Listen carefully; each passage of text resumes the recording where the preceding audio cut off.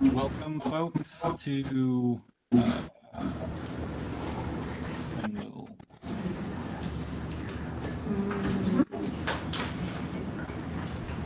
There we go. All right. Welcome. I'm going to be talking about some accessibility tips from an engineering professor. That's me. My name is Jacob Spute.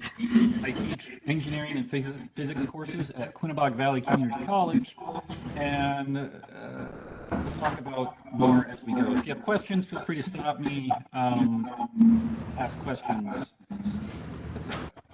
So, we're going to start with, as most of the accessibility things we'll do, talking about universal design. I'm going to talk about a potato peeler here. I don't know, has anyone used a potato peeler like this? Yeah, so I grew up in a Swedish household. This is what we had, right? And it was painful to use. Has anyone seen a potato peeler more like this? Yes. Ergonomic hand. This is an OXO Good Grip.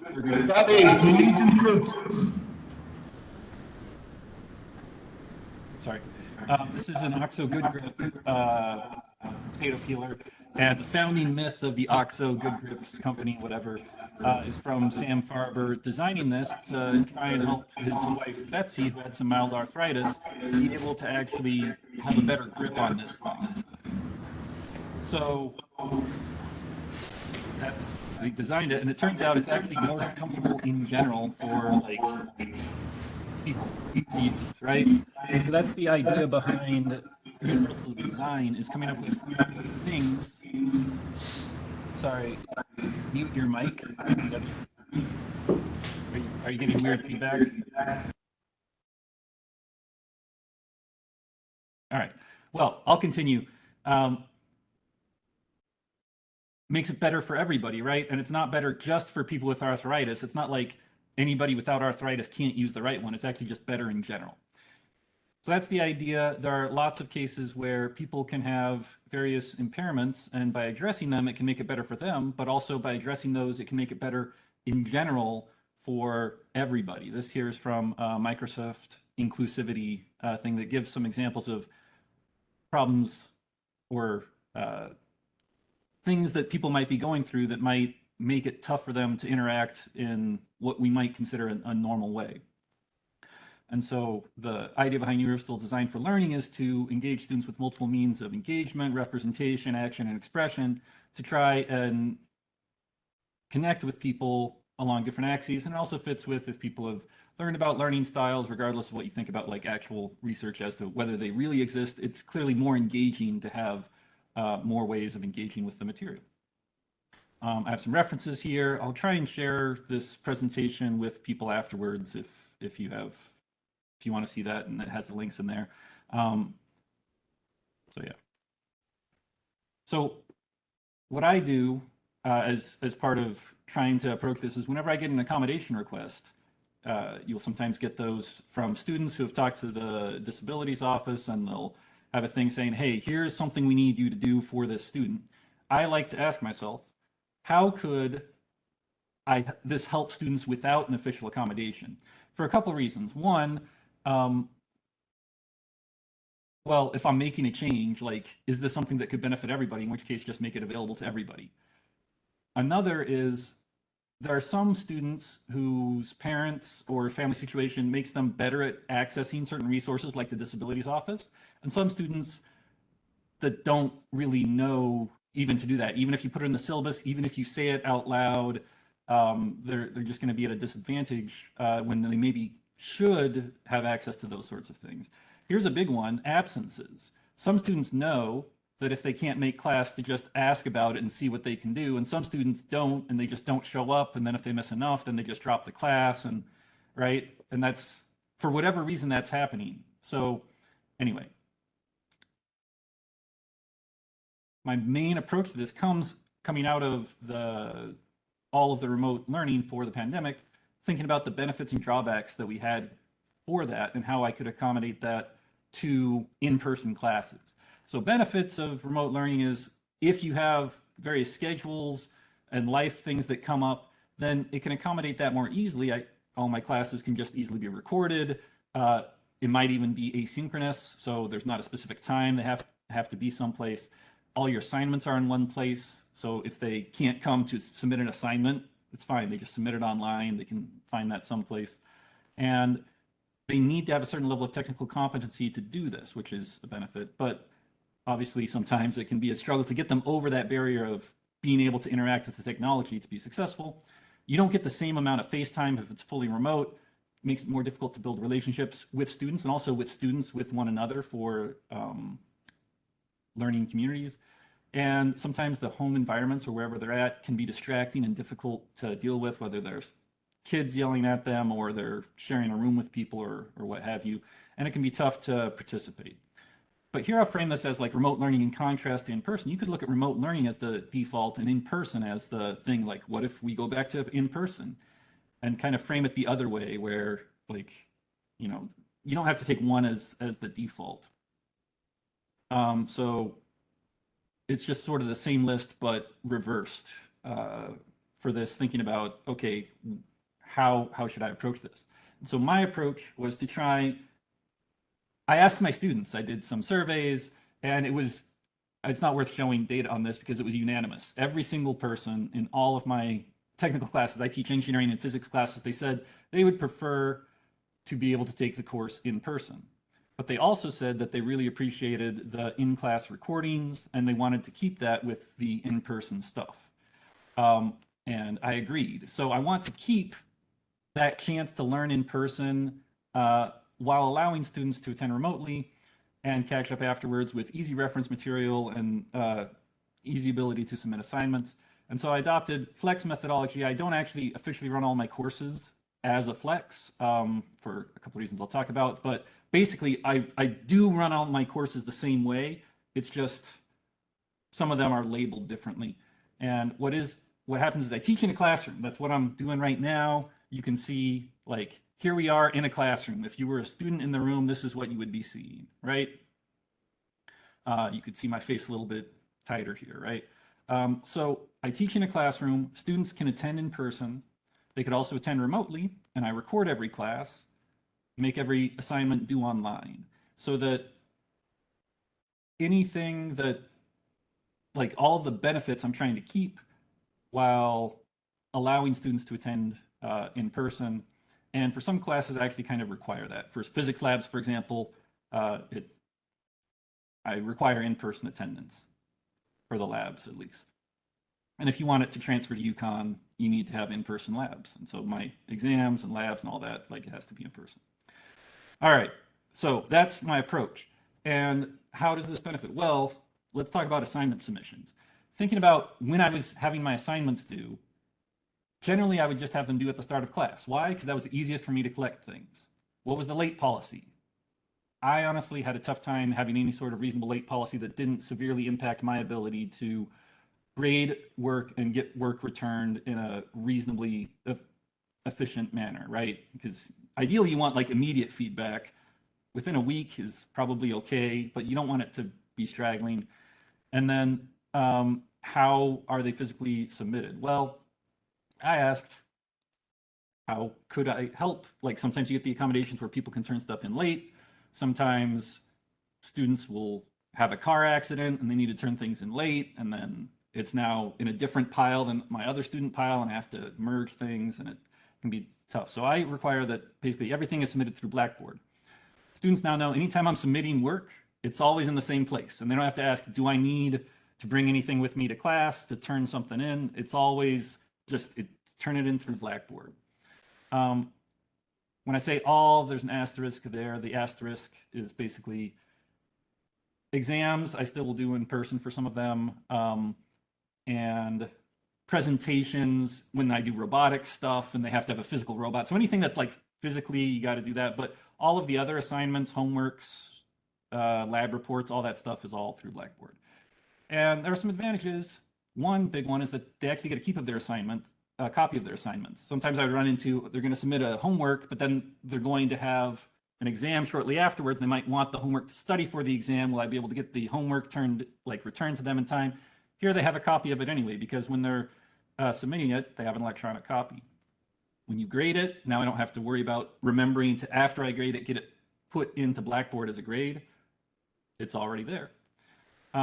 I don't have to worry about misplacing student work. That's maybe just me, but keeping track of student work, it's always in the same place. And the assignment due date's automatically available in the calendar tool within Blackboard. So if you make the calendar tool available and you have the due dates on there, they can look at the calendar and see all of their upcoming assignments on a calendar. And they can actually export that to their own Google Calendar or wherever they want to do their own personal calendaring. So their own thing can shout at them, hey, you have an assignment due. And then once you have rubrics set up, it's kind of clunky to get set up, but once you have them set up, it's kind of nice. Some challenges are that your students have to learn how, or at least for my classes, since I do physics, and a lot of times requiring people to typeset equations for their homework is just too much time. So they have to learn how to scan in the work. Now, I think this is valuable, but it is a technical barrier that you have to get them over. I have a video to try and show them how. I post links, etc. But it is a thing.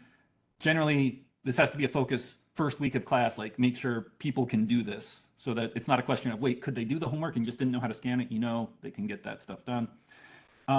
And grading inside of Blackboard, when you're like marking up papers, the tools need to be better.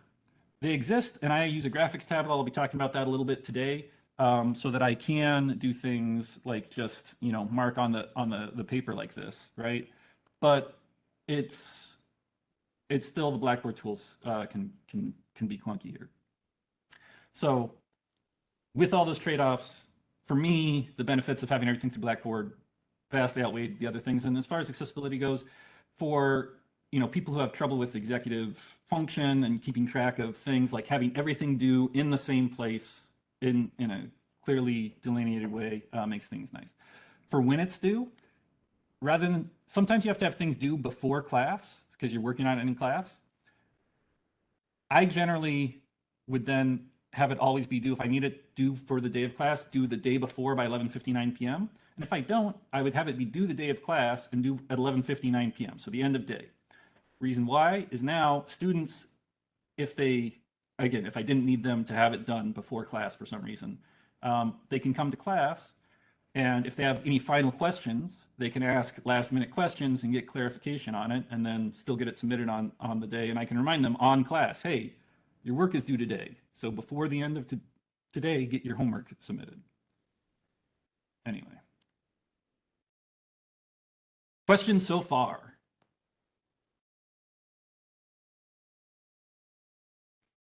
I'm going to be talking for a bit, but stop me if there are questions. So I'm going to talk about some useful tools that have helped me with some of doing this, focusing on graphics tablets, recording, and this handy little Stream Deck thing that makes my life a little bit easy.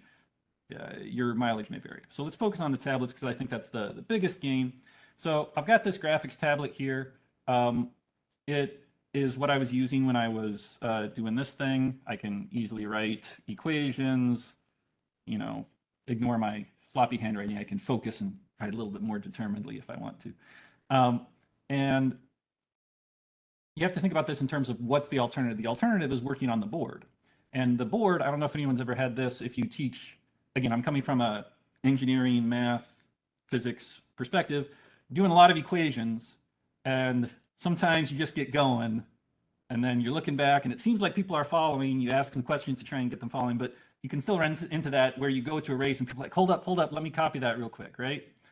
One huge advantage of working with the tablet is all of my stuff that I write, I just keep it myself, right? I go onto a new page or just scroll down and it's all there. And if I need to upload a different format of that, like I have all the work all saved, I'm never erasing the board, it's good.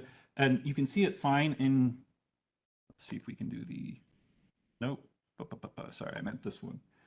You can see it fine here. You see it's a big screen over there that people will be able to see the equations on when I do it. So I had to learn some new tools for managing the board space because I don't have like many boards worth.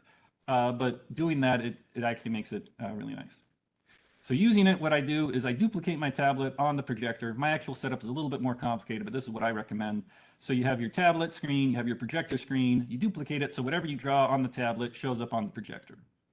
And then you can add in another monitor, which is what I have in front of me. I have some, as we look at this, you can see this monitor right here is what I have my WebEx on. So I can see your faces, or I also have my PowerPoint notes on there sort of combined. So I can see my notes, I can do that, and I can move it down out of the way and still be able to see the faces of the people in class. So we add in another monitor and have them set up as shown, where you have the two duplicated, the projector and the screen here the same, and then the extra monitor here to deal with other stuff. So that's the idea. We can then put whatever you're putting on the screen and then just share that within Collaborate. So I use Collaborate because it's integrated within Blackboard. It's not my favorite, but this is what you do. You share, and you can just share the entire screen. I also will sometimes share the system audio if I'm going to be playing any video, so I don't have to go back and share stuff. And that way, whatever I'm doing is on the screen. Students see the same stuff as I do, whether they're in person or remote or watching the recording afterwards. They're seeing the same main content. And then all I have to do is anything I want students to see, I just drag onto the screen, so onto the tablet. So if I want to show a YouTube video, drag it onto the tablet. I don't have to stop and reshare my screen and all that stuff. Any programs, like I use computer-aided design stuff to frequently, or if I'm doing my PowerPoint, I just make sure it's on this screen. Anything on this screen, people will see. The more complicated setup is I'm using OBS to do this virtual webcam. So like this slide over thing here, I'm using an open broadcast software thing and sharing the virtual camera from that. I can talk about that more. But anyway, this is generally what I'd recommend if you're trying to set up something like this to use. And it lets you do things like work problems live, right? So I can say, hey, what's the total resistance? I can write stuff in. And then I worked this live, and then I went back and cut it up into animations to play it back for this presentation. So you can kind of group things, draw in your diagrams, draw other diagrams, and explain your way through problems, just like you were at a board, but in a way that comes out way cleaner for recording, a la Khan Academy or any of those other sorts of things. So yeah, we got problems. There you go. And it's really valuable to have this, like here you saw I was like playing back pre-recorded stuff, but even if I've set stuff up that way, at any point I can come in and like add in like, why do we care? Or like just add in additional stuff. Same thing you would be doing with whiteboard markers. So that's that. I've got another example problem. Anybody who likes physics? This is one of the things that really drew this to me, is because drawing diagrams, you have to be careful, because if students are expected to take notes live and draw the stuff in themselves, you have to give them time to reproduce the diagram. But it means that rather than looking at my my drawing is sometimes not great. So rather than looking at that, I can have a pre-done diagram, and then I can easily draw on top of it as I need to be like, all right, we have this little differential element here that will have an amount of charge dq that's equal to my area charge density sigma times dA, and go through it and be like, hey, work through and find the voltage at some point here. Lovely. Obviously, you go slower when you're actually teaching students this stuff. Okay, so some trade-offs. Well, it's more accessible than writing on the board. You get a clearer recording. Students can zoom in on their own screen, so there's screen magnification if you do Windows and the equals key. So there's a Windows key on Windows operating systems that you can press and do the equals, and then it'll do a screen zoom. I could do that here as well. So students can do that themselves to look at things if they're a little bit too small. And I get the notes afterwards, and I can save them and upload them. So if I'm uploading my PowerPoint after class, or maybe I uploaded it before class, whatever, I can always upload it with my notes from class. Again, this came from, I got requests for accommodations for, hey, students need a copy of your notes. I'm like, well, if they need a copy of my notes, I guess I could scan in my notes and then make them available to everybody. So that's a fine thing. Or if I'm like, whatever I'm writing on the board or here on the screen, I just save that, and now people can have them. Danger is writing notes is actually very useful for learning. And so if I'm doing that, I still recommend that students take their own notes. I say, this is how you learn, taking your notes, putting stuff in your own ways so that you can understand it. But the resource will be available so people can use it, and I try and push students to do things in a way that will actually be beneficial to their learning. Downsides.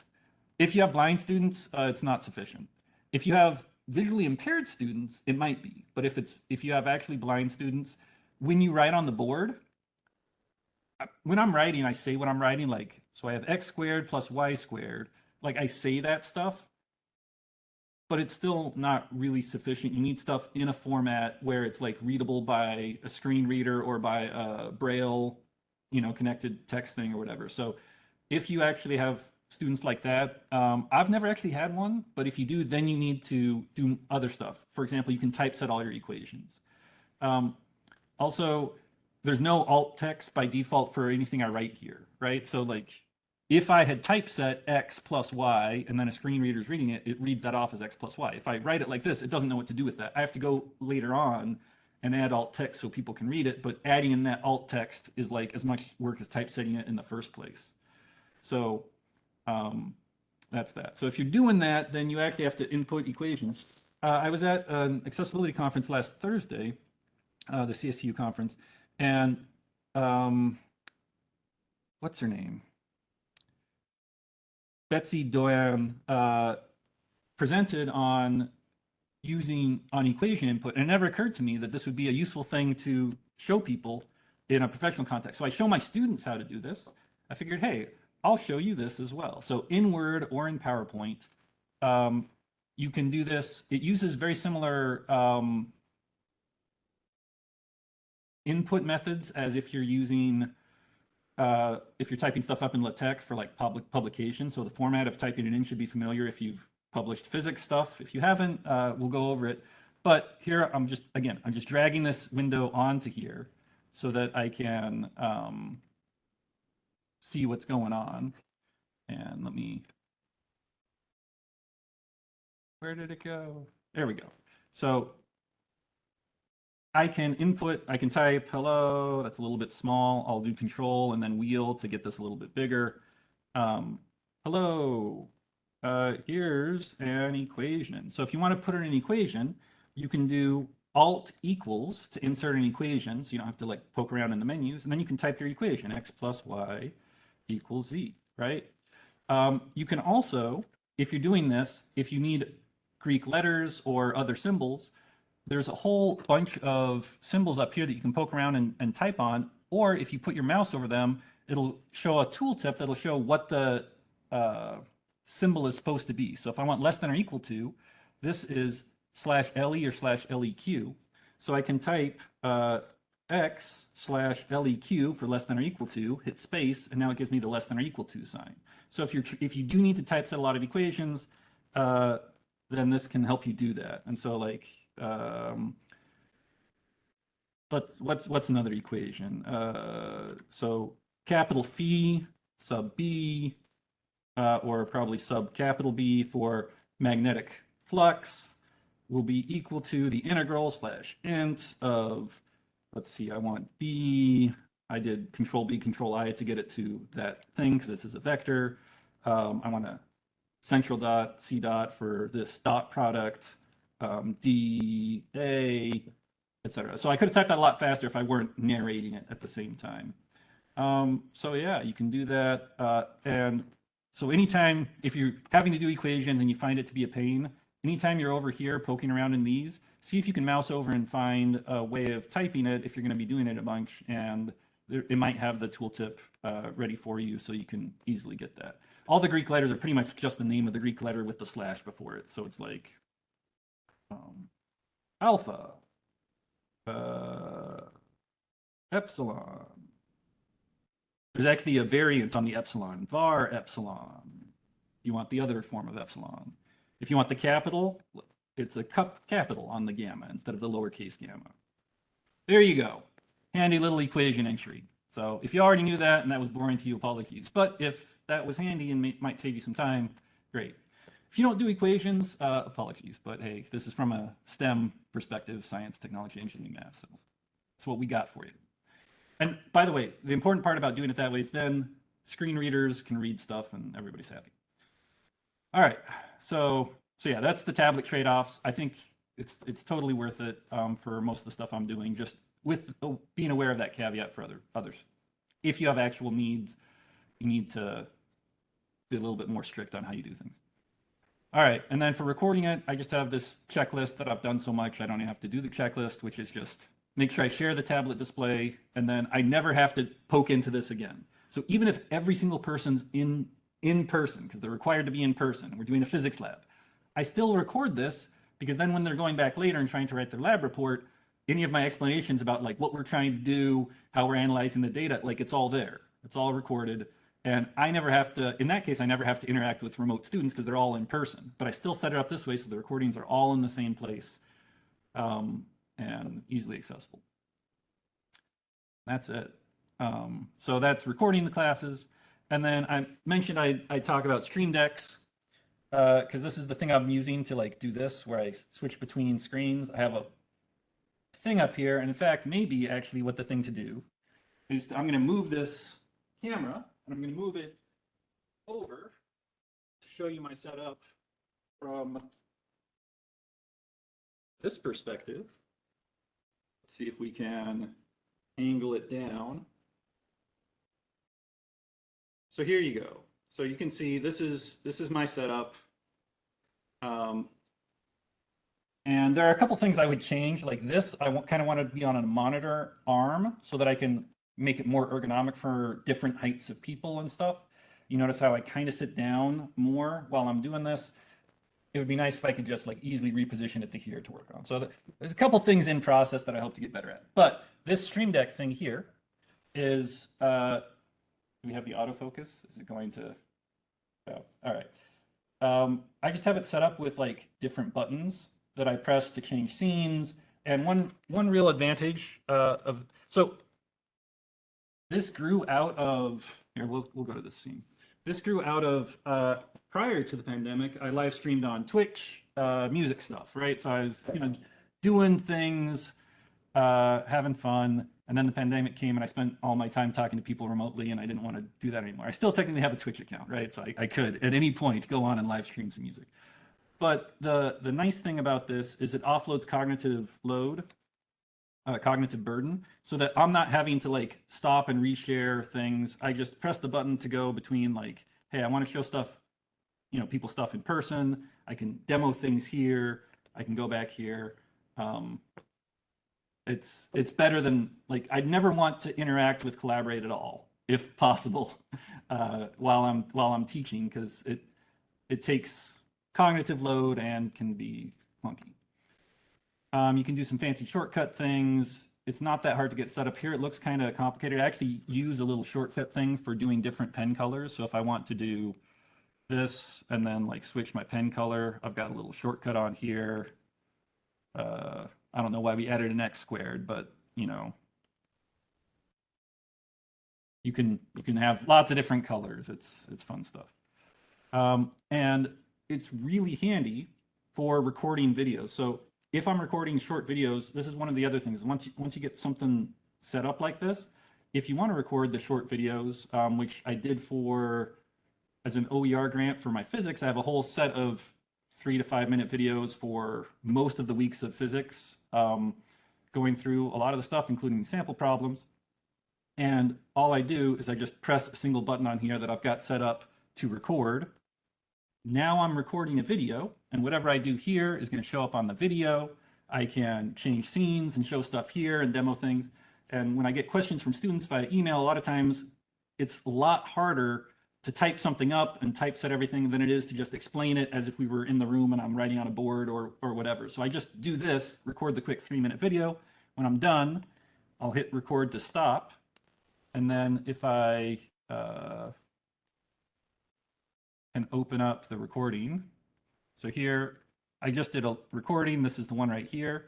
So we'll open it up and I'll mute it so you don't have to listen to me again. Now I'm recording a video and whatever I do here, but you can see like there's that video and I can easily at this point upload that to YouTube, post a link or, put that in my course site. And so rather than just answering the one person, I can have the quick explanation like, oh, you want to know about vector decomposition? Here's a quick refresher, post it, everybody gets the same thing. And the key with this is it can't be something that takes a lot of time or effort on my part, right? So I literally start up the thing, hit record, upload it to YouTube at the end, and share the link. All right, so that's that. We're almost done. Believe it or not, I had like way too much content at the beginning, and then I cut a bunch of stuff, and I think we're at the right amount, but we'll see. So subtitles / captions. I have not been putting captions on my screen here because we're in WebEx and it has access to captions. So anybody who needs captions can go and enable them. Those are closed captions, and that's the preference. That's the ideal, because open captions can actually be distracting. So open captions are when you have baked in captions on the video. If you ever watch TikTok or things like that, a lot of times the standard is open captions where they put the words on the screen, sometimes bang in the middle of the screen, but then you're forced to see them all the time. And that can be okay. It can also be distracting, especially if they're auto-generated and sometimes they don't match exactly, and now you're stuck with that on your video forever. If you want to do captions, there are lots of ways of doing them. On YouTube, like I said, I just recorded that video. I can upload it to YouTube and it'll make some automatic captions. Those are not great. They're okay, but they don't do the YouTube automatic ones don't do the capitalization and ending of sentences and that sort of stuff, which really helps understandability. So if you do that, if you speak clearly, sometimes it gets every word correct, but you still want to go back and capitalize and put periods, and it can take time, and it's a pain. Auto sync, though, is great. So if you're planning to record videos and you have a script, which I don't have for this, but let's say you have a defined script, if you read off that script, you can upload that video and then go into YouTube, paste in that script, and then use their auto sync, and it'll sync that up automatically so the timings all match. And now you have closed captions enabled perfectly. I wish we could easily request captioning on things, because frequently I do a lot of, I'm not planning it out, I don't have a script, and I just say things. I wish we could easily submit a request to somebody in the system and just be like, hey, here's a video. Can you go in and correct the automatic captioning in YouTube or whatever the case may be to give me an accurate subtitling for this so that it's actually correct.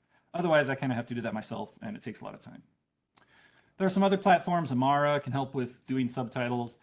One nice thing, if you're on Windows 11, which you're probably not if you're at a computer like this in a classroom, but you might be if you're on your home computer, or a student might be, is that there's live captioning system-wide where you can do the control key, the Windows key, and then L, so you hit all three. And then it'll bring up captioning for any audio that's being played on this, like if you're watching a YouTube video or you're watching just some random video you have, or you're doing web conferencing, like it'll caption whatever audio is being played through your thing. There are ways of doing that, like, anyway, so students can do that themselves. And yeah, that's good. PowerPoint captioning. If you want captions in PowerPoint, you can just press this button down here at the bottom, and now it'll do captions baked in at the bottom here. These are pretty decent, but you see there it had captain instead of caption. Yeah, sometimes it messes up.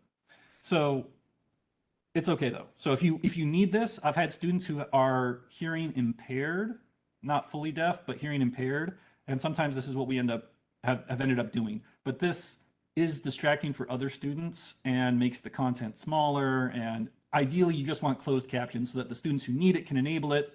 The students who don't are not distracted by it. If you have WebEx or Teams, this is automatically available inside of those. Blackboard Collaborate Ultra has an option for it, but it's not enabled as far as I'm aware. I think we should get this if Collaborate's going to be the main virtual meeting platform. It's the one that's integrated within Collaborate. So even if we use WebEx or Teams for employee stuff, if for classes Collaborate's the standard, which since the recordings get automatically saved and students can access them all within Collaborate without me having to do anything, that's a good thing. I think we should contact them and see if we can get that. So whoever knows anybody to pass on that information, these are the two, like, if you want better captioning, we need to be able to request like accurate captioning or fixing of captioning, and we should get it enabled in Collaborate. Those are my two feature requests. I'm going to turn off this automatic captioning. You can go back to your closed captioning. I'll close with one story of accommodating a student with some bad vision. So a student of mine had bad vision and it was a CAD class. Now, CAD, computer aided design, has printouts that we were using. This was an in-person class. And nowadays, I also have all my stuff available online so people can download it and then zoom in on their screen as big as they need it to be. At the time, this was years ago, I didn't have everything uploaded. I was working off of actual prints that I didn't even have an electronic version of. And so this was actually pretty easy to accommodate because when I go to make copies for the whole class, all I have to do is just send the request to the copy room worker, hey, make one that's double size. But that's not actually useful to the student if they try and go and get a job doing CAD stuff, because in industry, frequently you're working with C-sized or D-sized prints that are already like big, right? And making that double sized like gets ridiculous. It's one thing if it's like, okay, letter size, then we do double size on that. That's no problem. But like it gets infeasible. So any ideas on what we could do instead?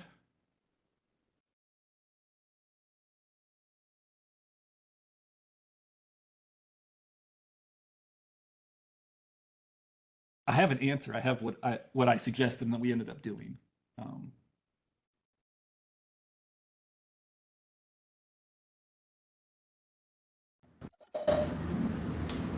A magnification of some sort, like a. Yeah, got it in one. Got him a desk magnifier. And so that way, he now has that, and like we just got it for him, so he has it for the future, and he can use it at jobs wherever he's going. He now has, and he was wearing like big thick glasses and stuff, right, to get whatever limited vision he had, but he just needed more. There we go. So approaching things from trying to enable students to, as much as we can, and meet students where they're at is valuable. I've been talking for a long time. I kind of want to go to you for any questions, but thanks for giving me this opportunity to talk. I don't know if I can go through like how to add alt text, how to check things for like if your PowerPoints are accessible or not, how to use the built-in Blackboard tools to do the checking and then use that to fix. Like I can show you how to do that if anybody wants to see that. I just know there's been various workshops on that, and there's actually some really nice recorded resources from the system on videos that you can go through that will show you how to do that as well. So I was trying to focus on like what I do and what might be unique here, but I'm happy to expand on things as needed. So thanks. Questions? So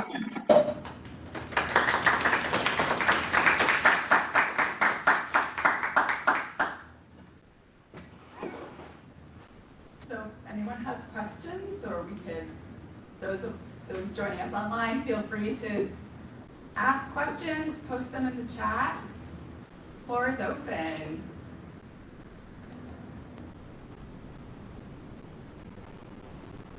I have a question. To what extent does to what extent are you free to move about the room as you're teaching? Are you tied to that teacher station because of the technology, or can you take that tablet and wander around to the students? That's a great question. So I actually move around a decent amount when I'm showing things. So what I'll generally have is I'll have this other camera that's showing, for example, here. So you can hear I'm over here. It sounds and then I can demo things here. Electromagnetic induction, and there's things a little bit here. Fun stuff, right? So when I move around a decent amount, obviously I'm not moving around as much as if I were up at the board and constantly walking back and forth since I'm at this tablet.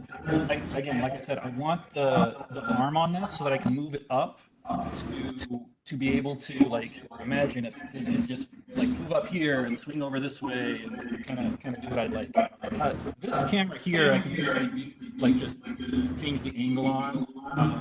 Got it on a tripod. I just leave it free to rotate that way. So if I ever want to easily just show like the class or whatever, that's pretty easy. If you need more mobility than that, you can get wireless connections between things, but frankly speaking, dealing with IT on this has been Thanks to IT for dealing with me, but I've already made their life difficult, so I was trying to not make their life more difficult. But yeah, like iPads work really well. Like there are ways of getting those screens to show, and then you can annotate on that as well. So for me, I'm kind of looking at this thing. But again, like I do move around, and when you move around, I have my mic set up just as a condenser mic. It's an AT, what is it, 2020 USB plus, but you can get a Yeti Blue or whatever you want. Picks up most of the classroom pretty decently. Anyway. And just as a follow-up, is that your classroom? Are you the only one in there? And do Sort of. And leave everything set up? It's not like you're bringing all that in every time you have a class. Yeah, so I actually got them to put this in most of the classrooms here. So in most classrooms at QVCC, we have a tablet, a microphone, a webcam on a tripod, and a Stream Deck. Now, most people don't use the Stream Deck at all, but that's available in every classroom. So anybody who wants to use it can do it. Most of the classrooms have it set up slightly differently than mine. I'm doing some fancier stuff with like this sort of thing to be able to like zoom in and whatever. Most classrooms don't have that sort of thing easily set up, and they don't have like, 2 webcams. Yeah, this is my physics lab. I have my physics lab and my engineering lab set up this way. All the other ones are set up in a slightly simpler way that makes it harder for people to mess up. So basically, instead of having a normal, like normally you'll have your projector and a monitor, and they're just the same thing on each of them. We just have, instead of that, we have the tablet and the projector, right? So the projector and the tablet. So the tablet, for most people, they just use it like a monitor, and it's fine, right? Because it shows the stuff on it. And then people who want to use it as a tablet, it's available for them to use it as a tablet. Great, thank you. This tablet, by the way, is pretty cheap. You can get more expensive ones. This one was like $600 for a 23-inch tablet or something. 700, somewhere in there. Like it wasn't crazy. The mic's like $100. Webcam was like $80. So it's like $1,000 to get it set up.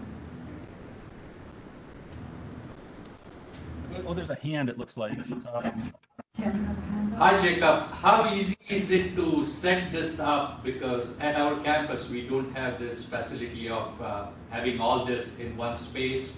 My classes are all over campus. So how easy is this to set up in 15 minutes or 10 minutes that we have from one class to the other, or from one lecture room to the lab? Well, I think it's generally better to just have it set up and left in the room. So if you want to have this set up in different rooms, you just set up multiple setups in the rooms. I have set it up myself. Like if you know what you're doing, so I have a different graphics tablet and a laptop that I brought. Like if I were going to come to Manchester, I would have brought that with me. And it doesn't take that long to set up.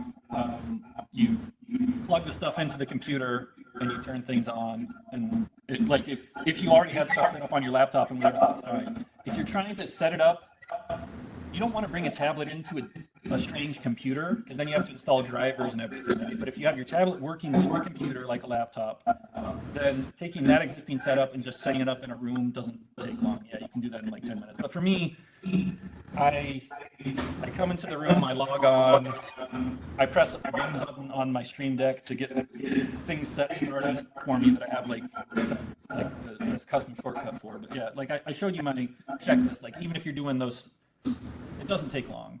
But yeah, I wouldn't recommend trying to bring the tablet into a strange computer. Okay.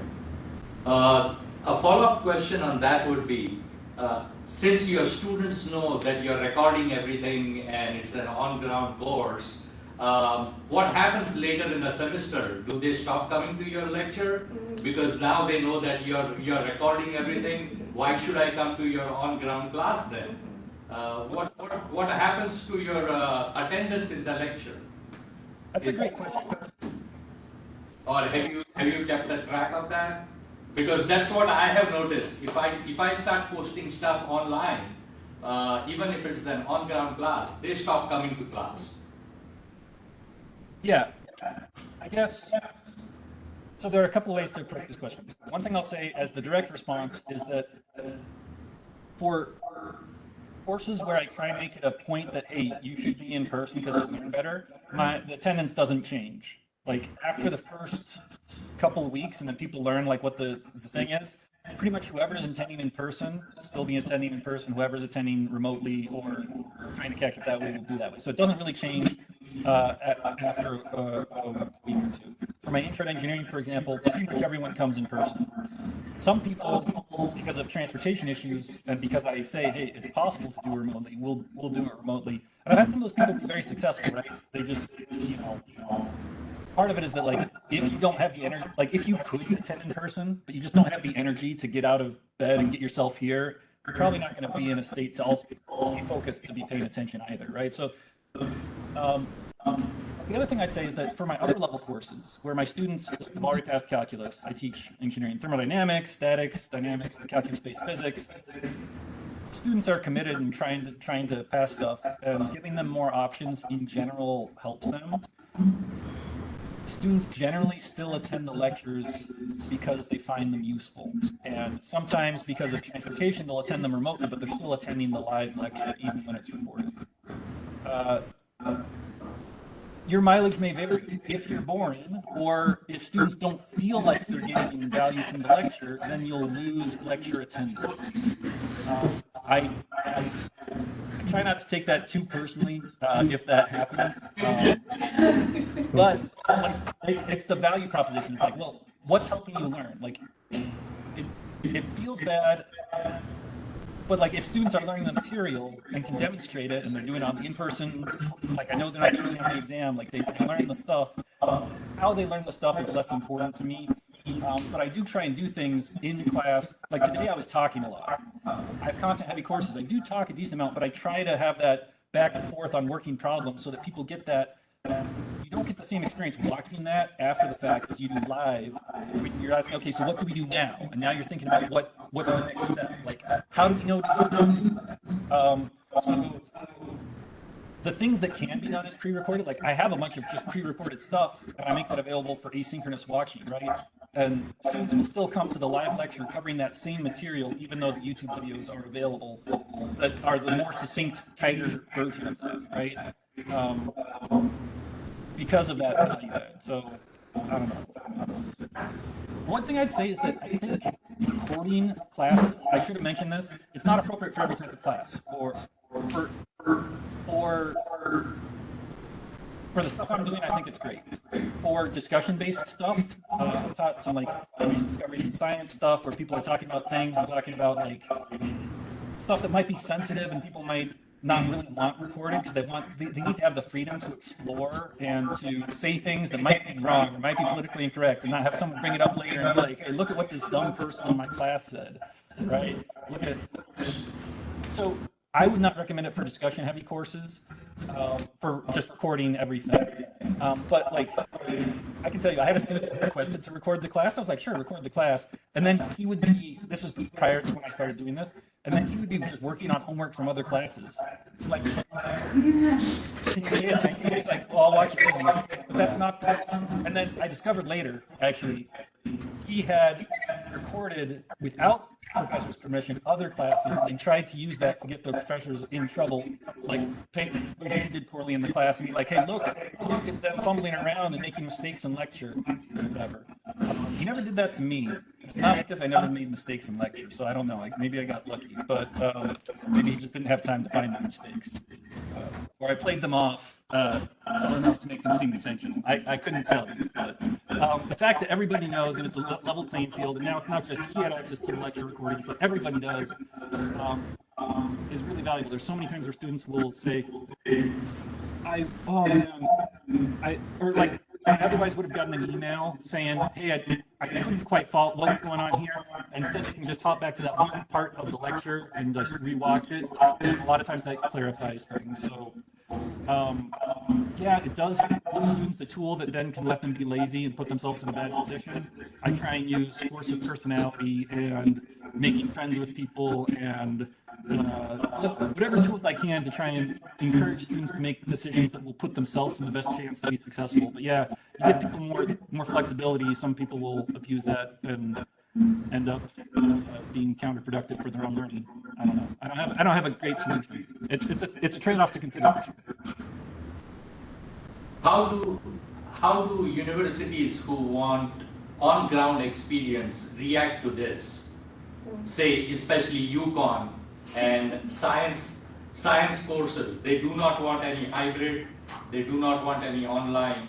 How do they react to this? I think they're fine. They're fine, okay, because they are I not. think so. So what I do with the science courses is all of the labs are in person, and you have to come in person for the labs. And then all of the lectures are in person. In that, if you want to attend in person, you can be in person. And I always have some students who attend in person. I will say, for example, for my physics lectures, it's intro to engineering. It's probably like 90% in person. Physics, when I do it this way, I get 100% in person for the labs, and I probably get about 50% in person for the lectures. And I tell the students, if you're transferring to UConn, it needs to be an in-person class. So that's why it's offered in person. But honestly, it's what I would be doing anyway for my in-person stuff. The fact that, I don't know, all the exams are in person. So any of the possible reasons you might require an in-person class, I think we're hitting it, because you got the in-person data collection, you got the in-person exams for academic integrity, and I'm having my students submit everything online anyway for all my classes. Like, that's not, I don't think, an issue for just scanning in your homework to submit it. I don't see the problem there. So I've talked to one person about it, and they seem to think it was fine. I'm happy to talk to anybody else about it and make sure that things are. This is also why I don't like. I make sure that those ones are people know they have to be on campus for those, so that things transfer over correctly. Good, thank you.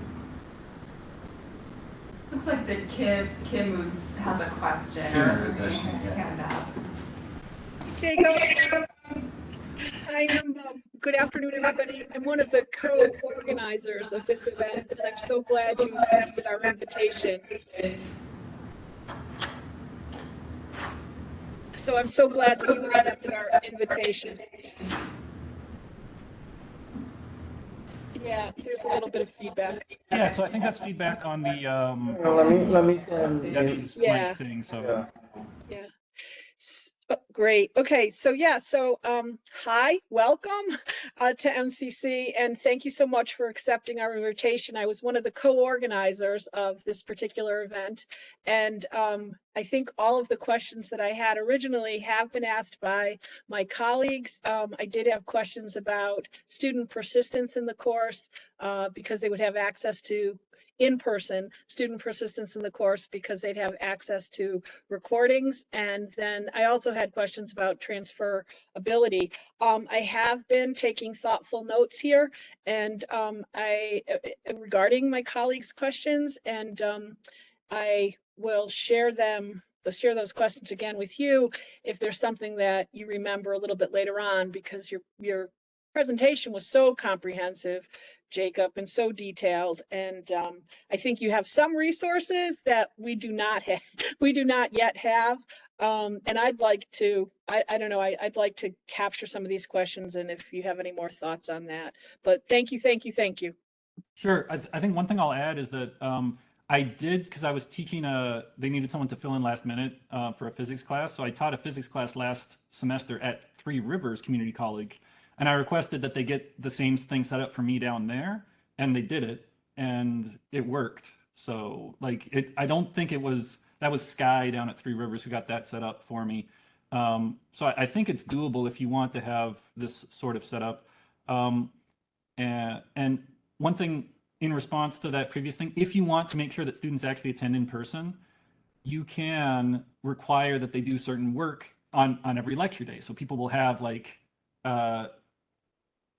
either quizzes, or you can do lower stakes assessments that are mostly were you there? Are you participating and engaged? Whether you get the right thing. So you can do things that then award points for attendance that then encourage students to do that.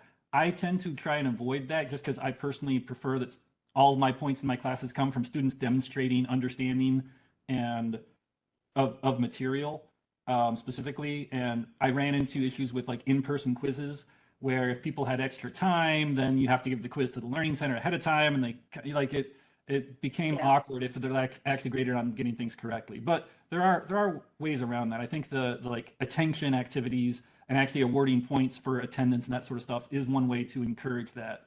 I personally don't do it, and I've been okay, but I'm happy for other professors to do it and see. Yeah. So Jacob, let me just follow up quickly on that one point.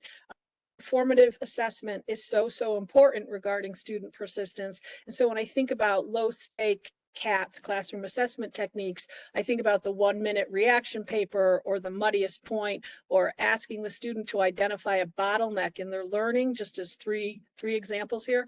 And so like, I so appreciate and value your focus on student learning, right? And so could those be a possibility to incorporate into class that sort of encourages in-person attendance? But you really haven't identified that as a problem though, right? Yeah, so I do a number of those things. I just don't really give points. Got it. Yeah.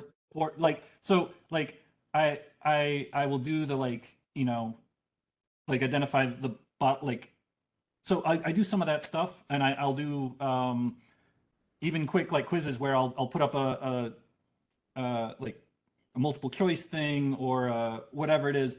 But that's more like attention and seeing if they're able to process and then like do something with the information as we go. Yeah. I'm just not assigning points for that in part because like the record keeping for that I didn't want to deal with. And I'd rather deal with it. But like I think that stuff's all good. So definitely be doing some of that stuff. Yeah, I agree. So you know, as you were speaking, I think that I really was riveted by your point about cognitive load. And of course, there's such extensive research at this point in time regarding, you know, cognitive load theory and cognitive load processing and how, you know, the impacts of being aware of that as a faculty instructor in terms of student learning, strategies for learning. So I just wanted to underscore and highlight that point because it's such a big one. You know, the curriculum that you've presented and how you're doing it seems so well paced and so oriented toward, you know, student learning. And sometimes cognitive load absolutely has to be how we decide to design a particular course, a particular week, a particular day. So thank you again. I so appreciated all this, Jacob. Thanks. Yeah, no problem. Anything else? We about done? I don't need to keep people here forever, but I'm happy to answer additional questions if there are any. Well, Jacob, on behalf of the group, thank you so much for spending some time with us and sharing your expertise. I wish I could give you lunch through the screen, but you know, we are in the process, from what I understand, of replacing a lot of our technology in the classrooms, and I feel like we have a real opportunity here to advocate for some of the devices that you've shown us today. So thank you for that. Yeah, well, there are a few things I'm trying to advocate for at the system level. One is, for example, with this sort of stuff, testing centers. So if you are running like an actually remote course, I want to have in-person testing available so students can, like, if they're taking it from me, but they're in Northwestern or whatever, they can easily go, like, there's an easy way for me to upload the exam with the details and people go in and take it, whatever. So that's one.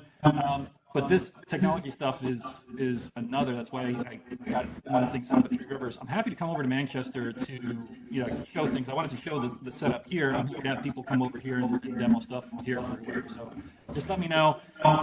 This semester is getting to the busy, crazy part. But after finals, I would be available before, you know, so like middle, end of May, maybe June. I know I've got some travel coming up early June, but like I'm available and interested in trying to make this available, because just imagine a world, not where like everything's recorded, but where any professor who wants to could easily just press a button and like record a quick 3-minute thing, have it uploaded. Like we're not that far off, I think. Anyway. Well, thank you again. There was lots of smiles and nods, so like we would love to have you join us in person. Sure. We need IT, yes. Yeah, we're good. We do. Yeah, we're gonna have IT join us too. Yeah. All right, take care, folks. Hopefully you recorded it on your end. I didn't record it on my end since you said that you were doing it. I'm gonna get ready for my 2 o'clock class now, but I'm mostly ready. Thank you again. Bye. Bye. Bye.